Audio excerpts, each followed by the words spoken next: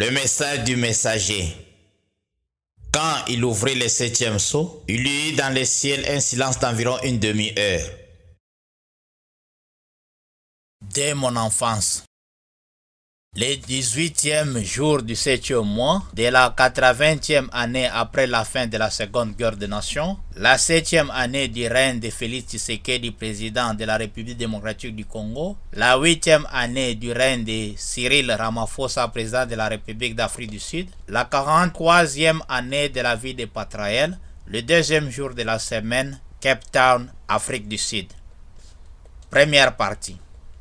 Parole de Patraël Muzembe, fils de Muzembe, fils de Makanda, serviteur du Dieu très haut, adressé aux croyants de la parole de Dieu, du message du temps de la fin, et celui du dernier jour dans le monde entier, le 18e jour du 7e mois, de la 80e année après la fin de la Seconde Guerre des Nations, la 7e année du règne de Félix Tshisekedi, président de la République démocratique du Congo, la 8e année du règne de Cyril Ramaphosa, président de la République d'Afrique du Sud, la 43e année de la vie de Patraël, le 2e jour de la semaine depuis Cape Town.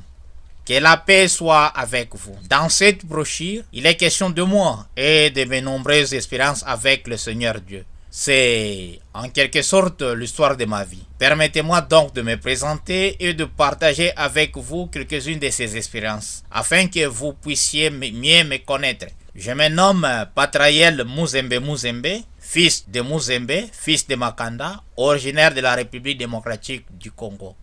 En effet, je suis le fils de Muzembe, Makanda Théodore surnommé Mouzefar, et d'Engadi Odia Christine. Je suis né le 16e jour du 3e mois de la 37e année après la fin de la Seconde Guerre des Nations, la 18e année du règne de Joseph Désiré Mobutu, président de la République du Zaïre, la 18e année après la fin de la vie de Branham, le 3e jour de la semaine à Kolwezi, dans la province du Lualaba, en République démocratique du Congo. Je devais avoir environ 2 ans et demi lorsque le Seigneur me parla pour la toute première fois dans une vision. La parole du Seigneur m'avait été adressée en ces mots: tu es fait pour avoir des visions. Ainsi l'ennemi fera tout pour détruire tes yeux, mais il ne réussira pas, car tu es le dernier. Après cette expérience, j'avais compris que j'étais un serviteur de Dieu. Une partie de cette parole s'était déjà accomplie alors que j'étais encore enfant. J'ai eu mon premier accident à l'œil droit, j'ai failli le perdre et je porte la cicatrice de cet accident jusqu'à ce jour. Puis, dès mon plus jeune âge, j'ai souffert énormément d'une maladie des yeux.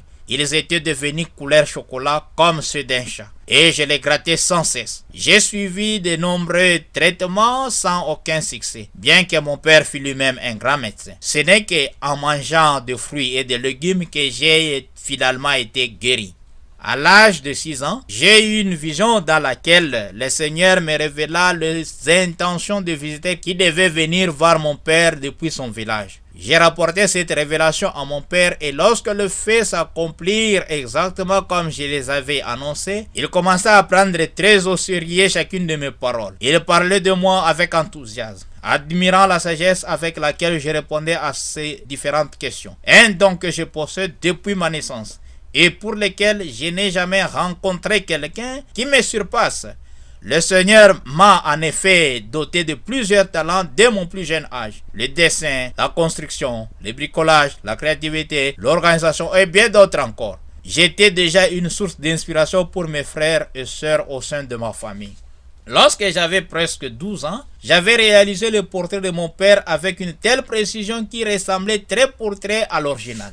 Dès lors, les gens commencèrent à s'interroger sur ce que je deviendrai plus tard lorsque je serai adulte. Mais à cause de mes songes et de mes visions, les membres de ma famille me surnommèrent Moulota, ce qui signifiait tout simplement faiseur de songes. Quant à mon père, il ne connaissait rien à la religion et empêchait même ma mère de pratiquer la sienne, alors qu'elle était une fervente catholique. C'est ainsi que j'ai commencé à découvrir la religion, car ma mère nous amenait à son église. Cependant, dans mes visions où le Seigneur me révélait les mystères de sa parole, j'ai constaté que cela ne concordait pas à la foi catholique. Malgré ces révélations, je ne suis pas devenu religieux et j'ai grandi sans de véritables amis. Maintenant, arrivé à l'âge de 19 ans, j'ai été invité dans une dénomination par un camarade avec qui j'ai joué au Nintendo. L'église avait un pasteur et un apôtre, son fondateur. Et juste pendant que l'apôtre priait pour les fidèles, il posa soudain les yeux sur moi dès là où j'étais assis et déclara: Tu es un grand homme de Dieu. Tu as un grand ministère. Mais le diable t'enverra des femmes pour te détourner. Ensuite, il dira au pasteur de l'église de veiller sur moi. Et lorsque nous sommes sortis de l'église, les camarades qui m'avaient invité commençaient à se réjouir et dire: C'est bien pour toi parce que Dieu te parle. Comme il connaissait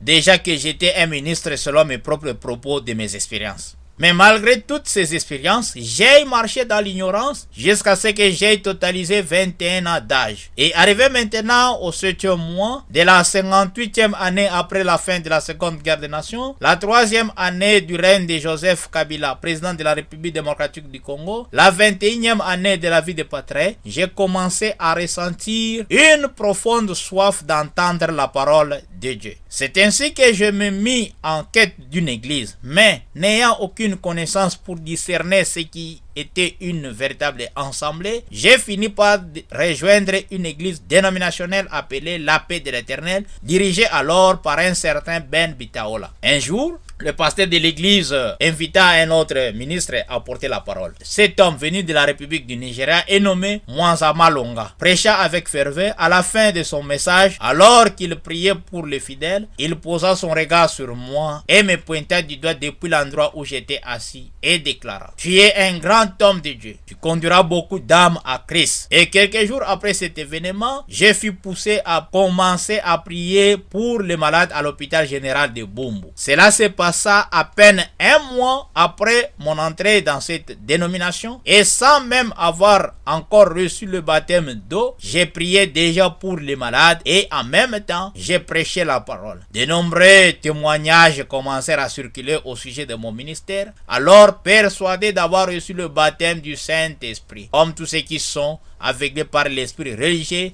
dans les différentes dénominations.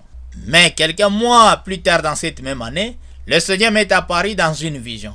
Pendant ma vision, je me vis en train de marcher en route vers l'église La Paix de l'Éternel. Lorsque soudain un grand changement se produisit, le soleil s'obscurcit et la ligne entière devint rouge comme du sang. Alors une grande agitation saisit la foule, les gens pris de panique s'enfuirent pour se cacher. J'ai resté seul et j'ai vu cette grande vision. Alors je me demandais: cela veut dire que l'enlèvement a déjà eu lieu et que je n'y ai pas participé. Tant de questions me traversaient l'esprit. J'étais profondément bouleversé d'avoir manqué ce grand événement et d'avoir été surpris par le jugement du 6e sceau, un châtiment terrifiant. Alors, j'ai réfléchi, j'ai entendu du ciel une voix m'appeler: Patrick! À l'époque, mon nom était Patrick. Cela me fit changer par le Seigneur le 23e jour du 9e mois de la 64e année après la fin de la Seconde Guerre des Nations, la 9e année du règne de Joseph Kabila, président de la République démocratique du Congo, la 27e année de la vie de Patrick. La voix me disait: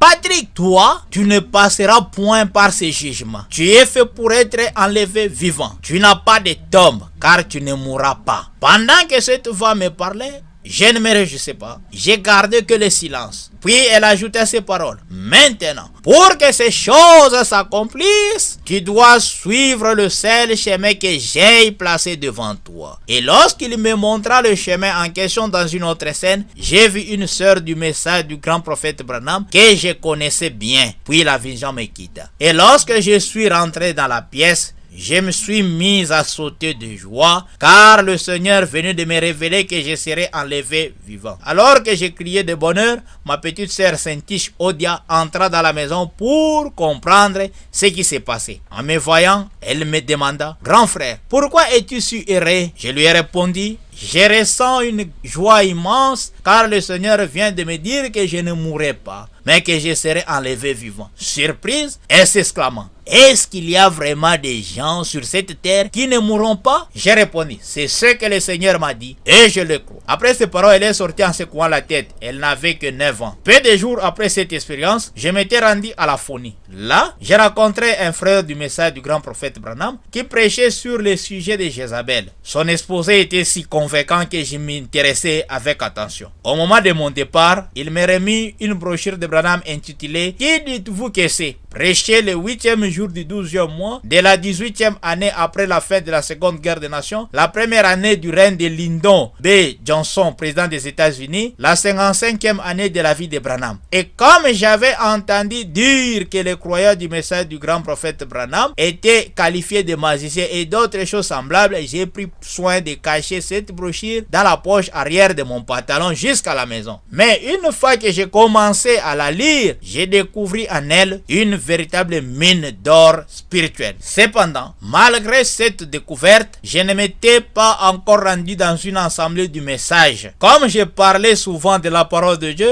un de mes beaux-frères, Ogimboma, qui croyait lui aussi au message du prophète Branham, s'est mis à m'en parler davantage. À chacune de ces visites chez ma belle-sœur, nous échangeons longuement sur les Écritures. À cette époque, j'ai dirigé une cellule de prière de la dite dénomination dans la commune de Bumbo. C'est lui qui finit par me parler également du docteur Ewald Frank et me remis quelques brochures ainsi que des lettres circulaires. Je me mis à les lire avec intérêt et à témoigner de ma foi dans mes prédications, affirmant que l'Élie promis était bien Branham. Et lorsque le pasteur de l'église apprit cela, il tenta de me décourager en disant « Il vaut mieux être dans une petite église où l'on te considère plutôt que dans une grande église où personne ne fera attention à toi. » Mais pour ma part, j'ai continué à annoncer et à parler de Branham dans mes prédications. Et quelques mois plus tard, j'ai fait un songe dans lequel quelqu'un me parlait du baptême d'eau. Et une voix me dit simplement « Observe ». Puis le songe prit fin. Le lendemain matin, alors que je passais chez mon grand frère Maki, j'ai rencontré mon beau-frère Ogimboma. À ma grande surprise, il commença à me parler du baptême d'eau au nom du Seigneur Jésus, exactement comme dans mon rêve. Voyant cette confirmation, je crie de tout mon cœur et lui demandai s'il était possible dans leur église de se faire baptiser pendant la semaine, car j'avais un profond désir d'être baptisé dans l'eau au nom du Seigneur Jésus-Christ. Mais ce dernier me répondit que c'est seulement le premier jour de la semaine où on baptise beaucoup de gens. Alors, j'ai pris donc la décision d'y aller ces jours-là. Lorsque arriva le premier jour de la semaine, qui était le 14e jour du 5e mois, de la 59e année après la fin de la Seconde Guerre des Nations, la 4e année du règne de Joseph Kabila, président de la République démocratique du Congo, la 22e année de la vie de Patraël, le frère Ogi vint me chercher comme convenu. Ensemble, nous nous rendîmes au tabernacle de Kinshasa, qui se trouvait à l'époque sur l'avenue Mulumba Kachi. Ce jour-là, l'orateur était le frère Valentin Lumwanga, pasteur du tabernacle de Kinshasa. Il prêcha un excellent message intitulé « Les enfants de la promesse de Dieu » qui toucha profondément mon cœur, et c'est ce même jour que je fus baptisé dans l'eau au nom du Seigneur Jésus-Christ. Et avant même que la prédication de ce jour-là ne commence, vint le moment où les visiteurs étaient invités à se présenter. Je pensais à moi-même, je vais me présenter comme prédicateur. Ainsi, on me donnera une bonne place. Mais avant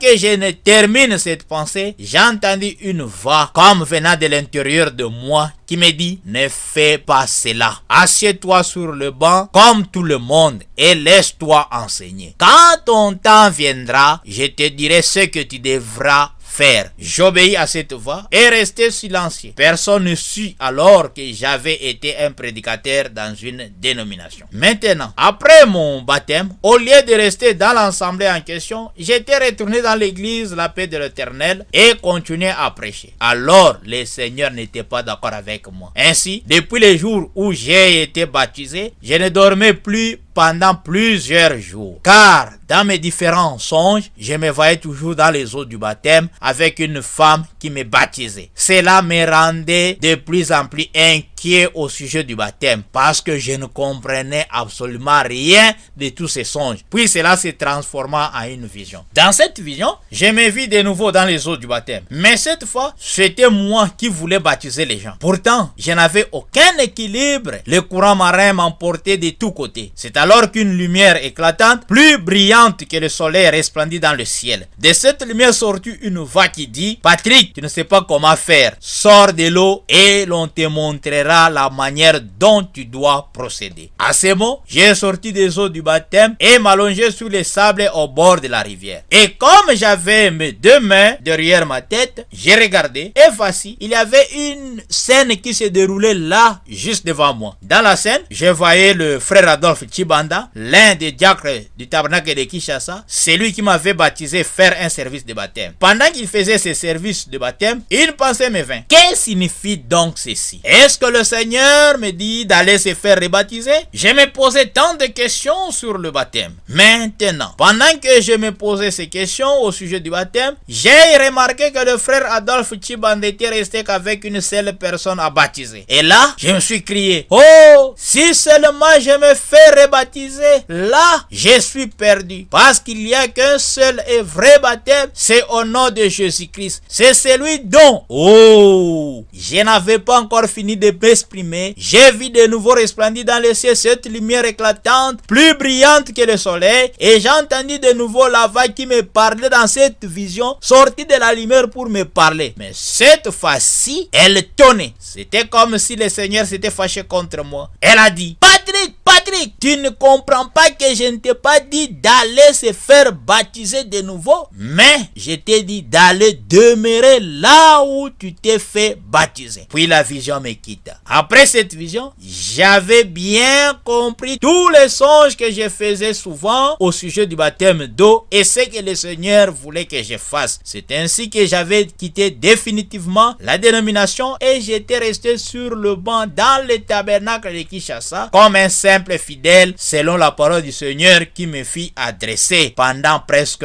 3 ans. Lorsque j'ai quitté la dénomination, le diable suscita toutes sortes de prédicateurs pour tenter de me convaincre de ne pas suivre le message du grand prophète Branham. Ce fut l'objet de nombreux débats. Certains se moquaient de moi, d'autres me disaient que mon ministère finirait étouffé ou encore me lançaient d'autres paroles décourageantes. Mais malgré tout, j'ai resté ferme dans chaque discussion car j'avais l'ainsi dit le Seigneur. Finalement, voyant qu'ils n'arrivaient pas à me détourner, ils abandonnèrent et me laissèrent poursuivre mon chemin. C'est ainsi que je fus solidement positionné dans ma foi. Et une année après ma conversion, je m'étais décidé de quitter Kinshasa, la capitale, pour aller s'installer à Matadi dans le Congo central pour des raisons professionnelles. Et une fois arrivé là-bas, j'avais rencontré un observateur des étoiles. Et ce dernier, lorsqu'il m'est aperçu, il dira à la personne qui marchait avec moi: cet homme est un grand homme, il a 3 étoiles sur lui. Et là, la personne qui marchait avec moi voulait en savoir plus sur moi. Alors il commençait à poser des questions au Messie. Mais comme je ne voulais plus écouter cela, je m'étais éloigné. Surtout parce que je savais ce que le Seigneur me disait souvent. Donc, je connaissais bien mon identité depuis mon plus jeune âge. Ainsi, je disais aux gens que je suis un grand serviteur de Dieu, malgré que j'étais encore sur le banc comme tous les fidèles. Après environ 1 année et demie, je m'étais décidé de retourner à Kinshasa. Et une fois retourné, j'avais abandonné tout ce que je faisais pour se concentrer à la parole du Seigneur. Parce que j'avais tellement soif de la parole de Dieu. Arrivé maintenant à la fin du premier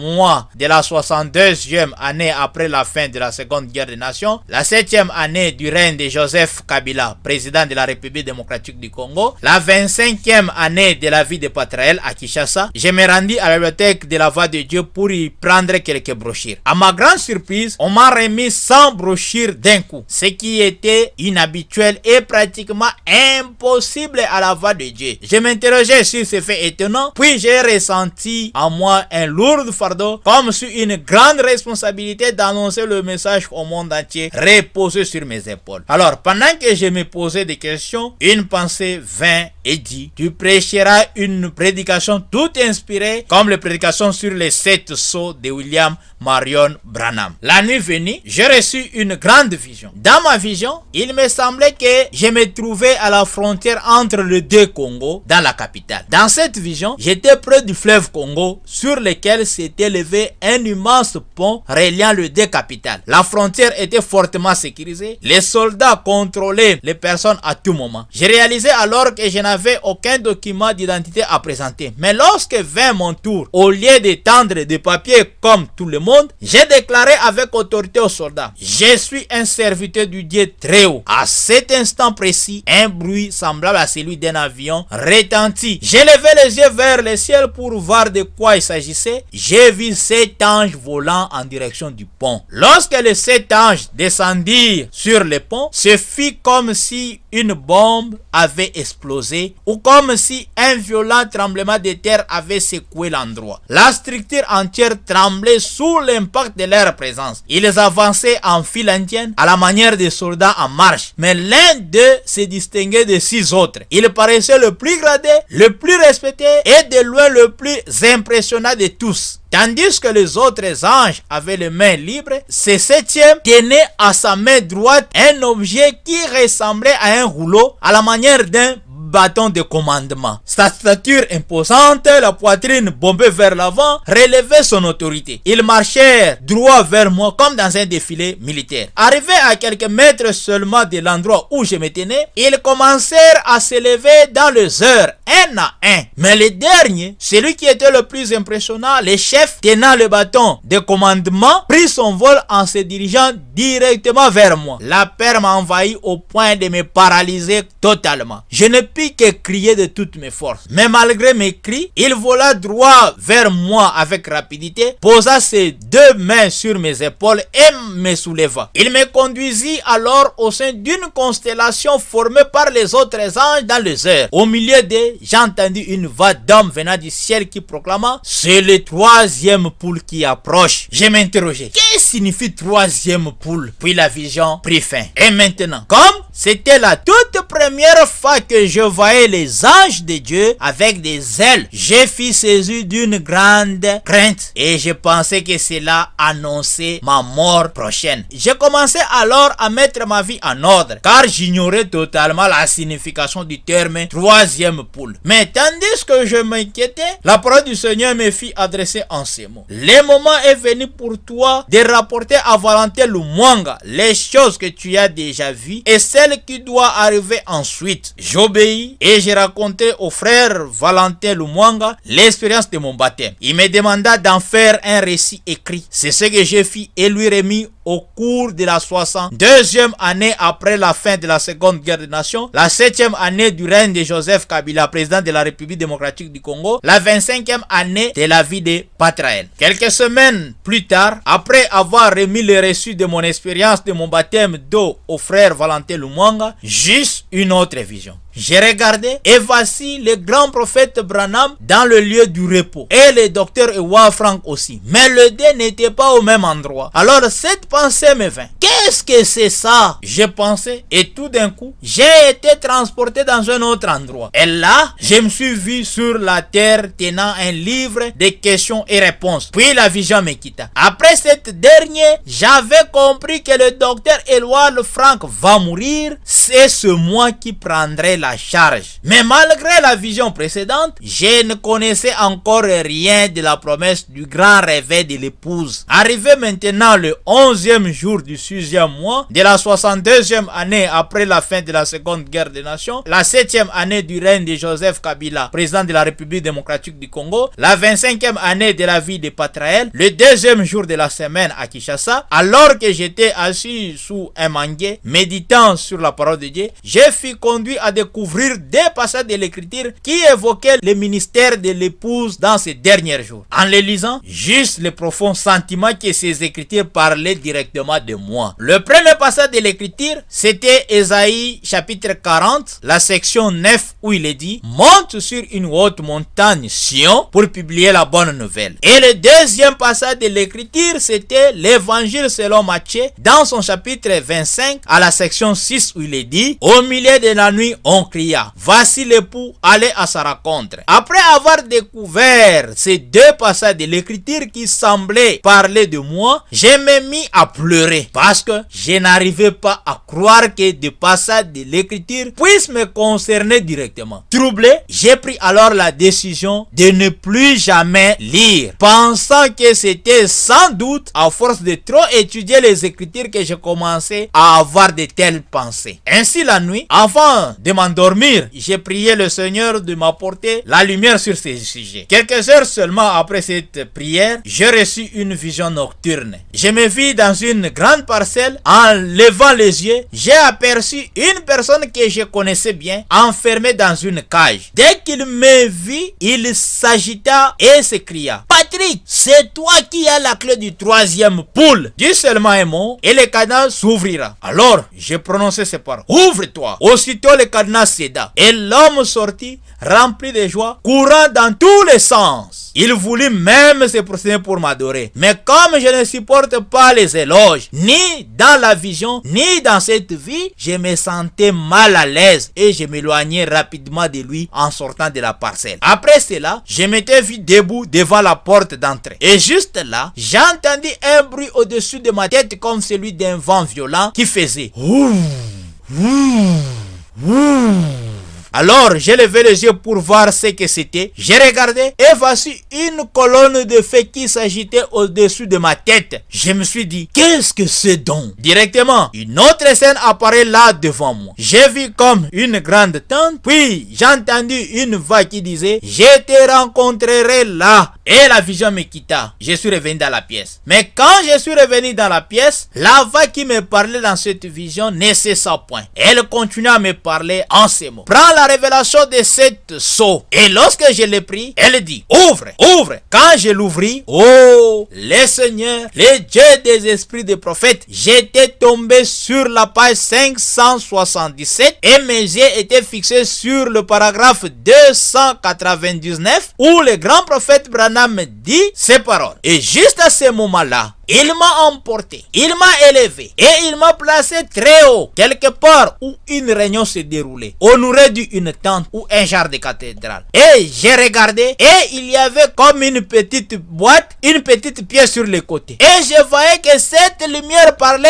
à quelqu'un au-dessus de moi. Cette lumière que vous voyez là sur la photo, elle s'est éloignée de moi en tournoyant comme ça. Elle est allée s'installer au-dessus de la tente et il a dit: je te rencontrerai là. Il a dit: ce sera le troisième poule et tu n'en parleras à personne. Maintenant, après avoir soigneusement lu cette prophétie, j'avais compris que cette prophétie parlait de moi et le passage de l'écriture dont je venais de trouver n'était pas mes idées, mais c'était l'ainsi dit le Seigneur. Alors, je commençais à me préparer pour aller informer le frère Valentin Lumwanga, la personne que le Seigneur lui-même avait pointée dans toute la ville de Kinshasa. Mais au moment où je me préparais pour le faire, la parole du Seigneur me fit adresser en ces mots: prends la direction du Bandundu, je vais te préparer pour te présenter au monde. Ici, ils ne vont pas te croire maintenant. Mais comme j'avais l'intention d'aller voir le frère Valentin Lumwanga pour lui parler au sujet de ses expériences, j'étais parti pour lui parler malgré la parole du Seigneur qui me fit adresser. Et une fois arrivé, j'avais trouvé que le frère Valentin Lumwanga était déjà aux États-Unis. Alors j'avais parlé avec le docteur François Kabasele qui était son associé à l'époque. Et après lui avoir parlé, ce dernier me dit: c'est ce que nous attendons tous. Surtout, n'interprète pas la vision. Puis il ajouta: au sujet des passages de l'écriture, c'est vrai que le pasteur Valentin avait aussi une fois parlé de ce passage de l'écriture d'Ésaïe 40, en parlant du ministère de l'épouse dans une de ses prédications. Alors cela m'avait beaucoup surpris en sachant que le frère Valentin avait déjà parlé du passage de l'écriture qui m'avait été donné et de la grande attente qu'avait dit le docteur François Kabasele du troisième poule. Après cela, je m'étais enfin décidé de quitter Kinshasa, la capitale, selon la parole du Seigneur qui m'avait été adressée à la fin du 6e mois de la 62e année après la fin de la Seconde Guerre des Nations, la 7e année du règne de Joseph Kabila, président de la République démocratique du Congo, la 25e année de la vie de Patraël, pour une province qui m'était inconnue auparavant. Et lorsque je suis arrivé à Kenge, on me reçoit dans une petite assemblée d'un frère que je ne me souviens plus des noms. C'est de là où j'avais commencé ma première prédication dans les messages de Branham. Alors, comme j'attaquais beaucoup plus la mondanité qui rongeait cette église, le pasteur me dira ces paroles: frère Muzembe, c'est moi qui les a autorisés de faire toutes ces choses que tu condamnes. Mais comme tu as parlé de cela, les gens sont choqués. Tu dois quitter Kenge. Et le matin suivant, il me paya le transport pour Kikwit. Une fois arrivé à Kikwit, j'ai téléphoné un certain Béni qui fut le pasteur d'une des assemblées de Kikwit, et ce dernier envoya un frère pour me prendre à l'arrêt de bus afin de me loger chez lui. Mais lorsque j'ai parlé avec le pasteur Béni, qui fut le pasteur de l'assemblée locale de Kikwit à l'époque, ce dernier refusa de me donner la chair en disant que même l'âne de Balaam avait un ainsi dit le Seigneur. Mes expériences ne disent absolument rien. Puis il me dira de rentrer à Kinshasa. Selon lui, je n'étais pas un serviteur de Dieu. Mais lorsque quelques frères apprirent cela, ils me conduirent à un frère du nom de Cadet Mavoka, qui faisait le même métier que moi, donc celui de la réparation des téléphones portables. C'est ce dernier qui m'expliqua le problème de la doctrine qu'avait cette assemblée de Kikwit, et il me donna le numéro d'un frère du nom de Daniel Malala, le pasteur de l'assemblée de Kwenge à l'époque. J'ai été bien reçu par le frère Daniel avec beaucoup de joie et considération, et il me donna sa chair que j'avais prêché pendant presque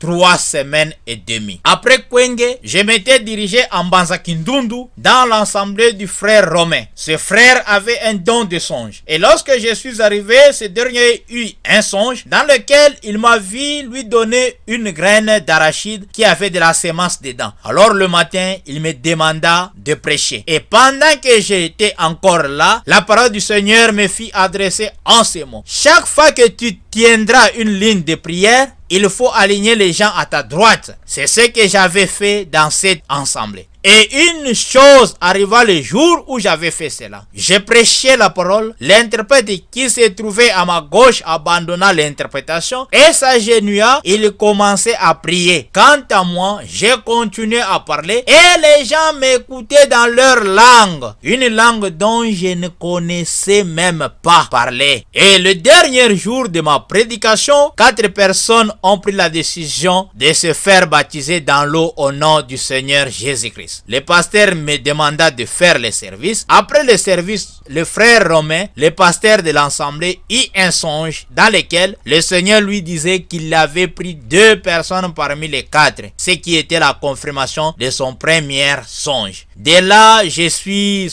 arrivé en Kimov, de Kimov au secteur Nko. Ici, je n'avais pas prêché. De secteur Nko à Bulungu, dans l'assemblée des frères Kimbu, Célestin Ilunga et Kapuka, qui fut un major à l'époque. L'église était dirigée par un moniteur de l'école du premier jour de la semaine, suite aux désordres qui régnaient dans cette dernière. De Bulungu à Mampaya Béa chez le frère Tété, de Mampaya Béa à Carrefour, de Carrefour à Bibisir chez le frère Emmanuel, de Bibisir à Mbatsam chez le frère Aaron qui travaillait avec le frère Salomon, de Mbatsam au village Kalo dans le territoire d'Idiofa. J'étais arrivé dans ce village le 10e jour du 10e mois de la 62e année après la fin de la seconde guerre des nations, la 7e année du règne de Joseph Kabila, président de la République démocratique du Congo, la 25e année de la vie de Patrael. Et une fois arrivé, le frère William, pasteur de l'assemblée, me montra des lettres du missionnaire Alexis Barlier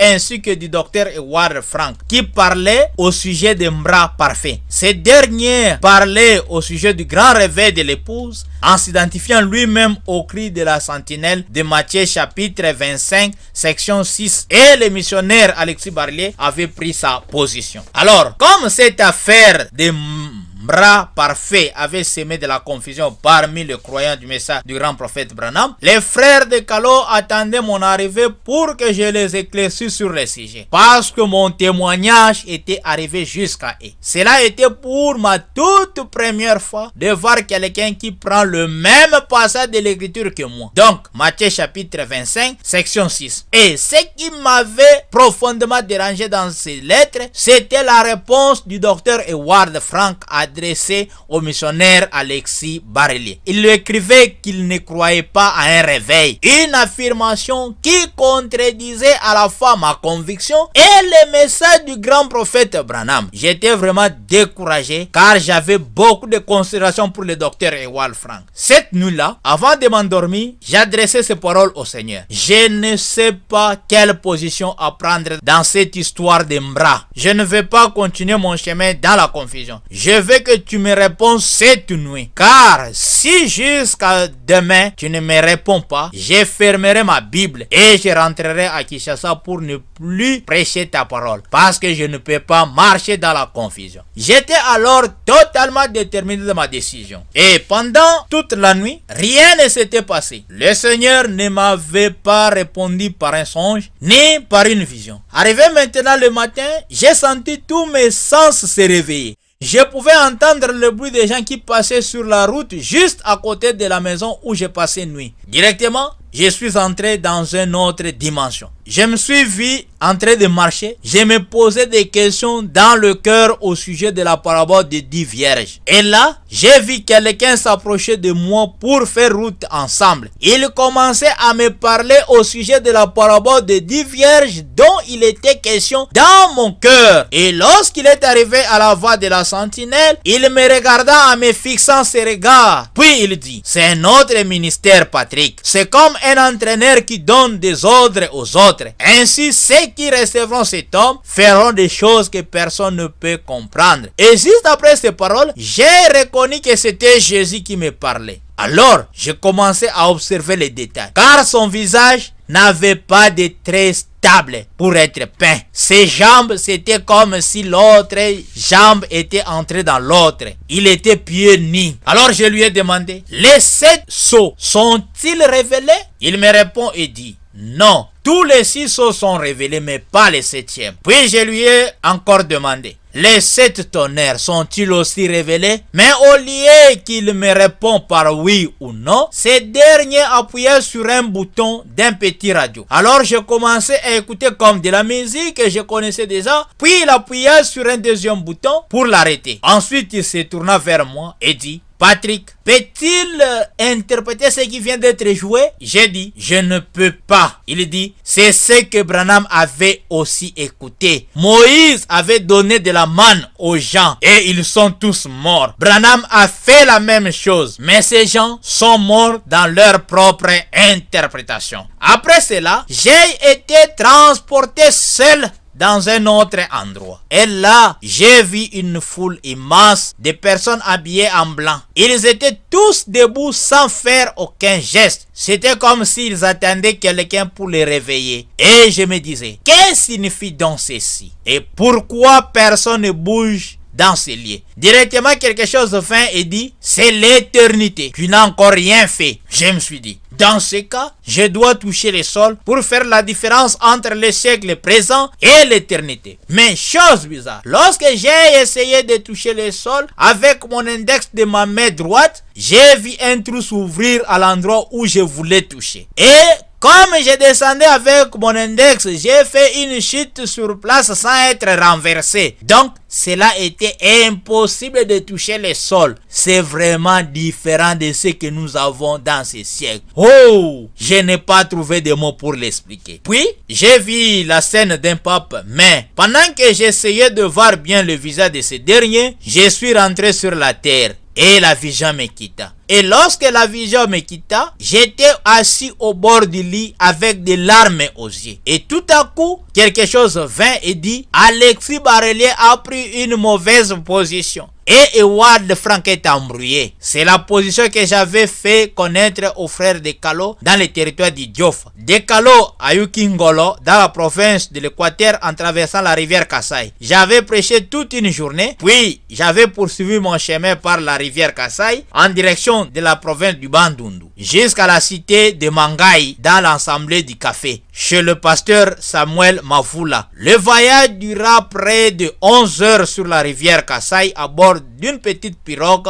de pêcheurs. Arrivé le 11e jour du 12e mois de la 62e année après la fin de la Seconde Guerre des Nations, la 7e année du règne de Joseph Kabila, président de la République démocratique du Congo, la 25e année de la vie de Patraël, le 7e jour de la semaine à Mangaï 1, dans l'Assemblée du Café, celle qui était dirigée à l'époque par un certain Samuel Mavoula, j'ai prêché. Juste à la fin de la prédication de ces jours-là, j'ai fait une forte déclaration de 2 étapes en ces mots. Les serviteurs fidèles de Matthieu 24-45 vont mourir. L'enlèvement va lui trouver dans la tombe. Si cela ne s'accomplit pas, oubliez tout ce que je vous ai enseigné. Retenez même la date d'aujourd'hui. La voix de Matthieu 25-6 se trouve au milieu de vous. Aujourd'hui, il est devant vous. Cette parole de l'écriture que vous venez d'entendre est accompli. Et lorsque j'ai fini de prononcer accompli, l'ange du Seigneur est descendu de l'endroit où je me tenais. Au même moment, j'ai entendu un grand cri dans la salle. Ah! C'était un frère du nom de Yoris. Il s'était projeté de la 3e rangée juste devant la chair face contre terre. Quant à moi, j'étais paralysé par la présence de l'ange. J'étais resté avec ma main droite levée comme un monument. Le frère qui m'interprétait ces jours-là, c'était un frère du nom de Asie. Et comme la présence était forte derrière la chair, il fut aussi projeté devant la chair face contre terre. Il commençait à prophétiser. Oh là là là là là. Ça criait de partout dans cette assemblée. Ainsi, jusqu'à ce jour, je ne connais pas vraiment avec exactitude le message donné par le frère Asie,